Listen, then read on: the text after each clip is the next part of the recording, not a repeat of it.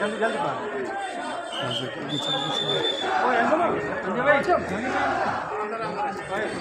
तो अंदर ही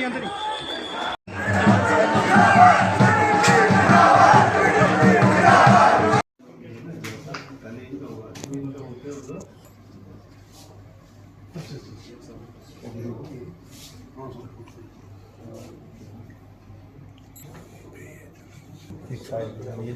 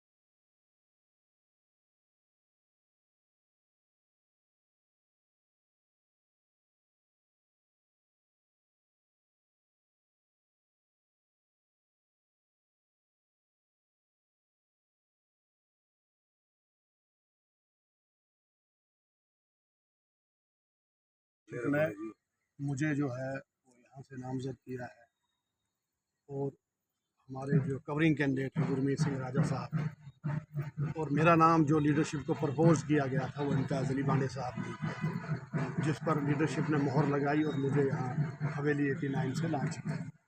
तो आज मेरा नॉमिनेशन पेपर यहाँ भरना था और मंडी से हमारा काफ़िला निकला और आपने खुद भी देखा कि हज़ारों की तादाद में गाड़ियाँ, हज़ारों की तादाद में लोग जो है जमा तस्वीर लेकर खास करके यूथ उनसे मंडी से मेरे साथ यहाँ तक आए। तो मैं उम्मीद करूँगा कि आने वाले वक्त में जिस तरह हवेली के लोगों ने यहाँ के बाकी लीडरशिप को मौका दिया है, अपने तंग हालात को देखकर इंशाअल्लाह ताला मुझे भी मौका देंगे और मैं कोशिश करूँगा कि जो लोगों की उम्मीदें हमसे होंगी। अपोजिशन के लिए क्या कहना चाहेंगे जो अपोजिशन पार्टी? देखिए जी, हमें काम करना है। अपोजिशन तो मुझे लगता है यहाँ पर अपोजिशन तो है नहीं। पिछले 10 साल से अगर आप ज़मीनी सतह पर देखें तो जो लीडर आज फार्म शाम भरने आ रहे हैं, तो मैं आपसे ही सवाल करता हूँ, क्या पिछले 10 साल में आपने इनका चेहरा देखा है? क्या जब कोरोना की महामारी हुई, जब आवाम परेशान हाल थी, जब भेड़ बकरियों की तरह एडमिनिस्ट्रेशन ने इनको क्वारंटाइन सेंटरों में कैद किया, क्या इन लीडर्स में से किसी एक की सिंगल स्टेटमेंट है? तो जवाब ना में मिलेगा। जब यहाँ 370 को गैर कानूनी और गैर आईन तरीके से तोड़ा गया है, हमारे हकूक़ को लूटा गया, हमारी रियासत को डिग्रेड करके यूटी में तब्दील किया गया, तो इन लीडर्स में से कौन गया? यहाँ डिलिमिटेशन हुई, मुझे बताएं कि हवेली से कौन लीडर गया जिसने डिलिमिटेशन में लोगों की बात की? तो मुझे लगता है कि आवाम जानती है, आवाम बाखबर है। ये लोगों को ज़बरदस्ती हार डालने से कुछ नहीं होगा। इंशाल्लाह आप देखेंगे आने वाले वक्त में जब रिजल्ट आएगा, अच्छा बेहतर फैसला। शोएब साहब, एक सवाल समझने की कोशिश करूँगा, आप ही की पार्टी के साथ लोगों को क्यों चलना चाहिए और पुंछ के लोगों को आपकी क्यों ज़रूरत है? देखिए, हमने काम किया है पिछले 70 साल में, अगर आप देखेंगे, और हमारी जमात 2002 से 2005 तक इक़्तिदार में रही है, फिर 14 से 17 तक रही है। तो आप देखें जो काम हमने किए, आप सुरनकोट में देखें, आप मेंढर में देखें, आप पुंछ में, तो मुझे लगता है ये जवाब काफ़ी है। और वो लोग जो पिछले 70 साल से अटानमी का नारा लगाते हैं और लोगों को बेवकूफ़ बनाते हैं, मुझे नहीं लगता आज तक कोई उनके इलेक्शन जीतने के बाद उन्होंने अटानमी की बात की होगी। और दूसरी बात ये, जब लोगों में रहते ही नहीं, लोगों की दुख तकलीफ़ और दर्द का इनको एहसास ही नहीं, ये टूरिस्ट वीज़े पे आते हैं। आज इनको वोट लेना है, आज आपके दरवाज़ों पर आएंगे, आप बुज़ुर्गों के सामने बाहें फैलाएंगे, झोली फैलाएंगे, लेकिन ये हारे हैं जीते, ये यकीन माने ये आपको नहीं मिलेंगे। अगर आपको यहाँ मिलेगी तो सिर्फ पीपल्स डेमोक्रेटिक पार्टी की लीडरशिप मिलेगी। पीडीपी की बात कर रहे हैं, आप कह रहे हैं कि अच्छा काम किया, पिछले इलेक्शन में क्यों बेहतर नतीजा नहीं आया पीडीपी के? नहीं, पिछले इलेक्शन में तो हम हुकूमत में थे, बेहतर क्यों नहीं आया? और जिस खुले सांड को मुफ्ती साहब ने और महबूबा जी ने कैद करके रखा था, तो ये स्टेट के सामने है।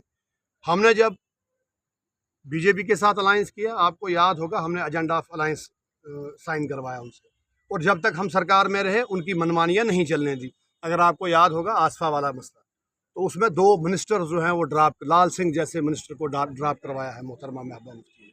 आप किसी कम, चाहे गुजर कम्युनिटी हो, हिंदू हो, सिख हो, हर एक को बराबर इक्वल शेयर दिया गया है। जम्मू में अगर आप देखें, सिख बरादरी को नुमाइंदगी दी गई, हिंदू बरादरी को नुमाइंदगी दी गई। यहाँ भी लोगों को अपग्रेड करने की कोशिश की, राशन के ज़रिए, ट्रेड के ज़रिए, रास्तों के ज़रिए, एजुकेशन जो हमने सेक्टर में इंफ्रास्ट्रक्चर कायम किया है।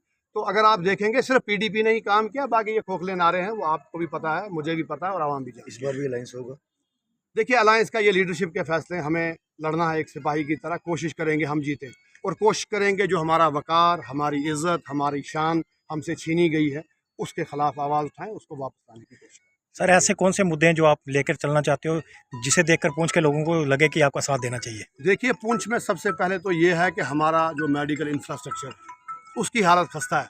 यहाँ पर अगर हमारा कोई, किसी को पेट दर्द भी होता है तो उसको भी रेफ़र और जनाब जम्मू भेजा जाता है, और बेशतर लोग आप देखते हैं जो क्रिटिकल कंडीशन में है वो रास्ते में दम तोड़ देते हैं। इस हॉस्पिटल को अपग्रेड करने की ज़रूरत है।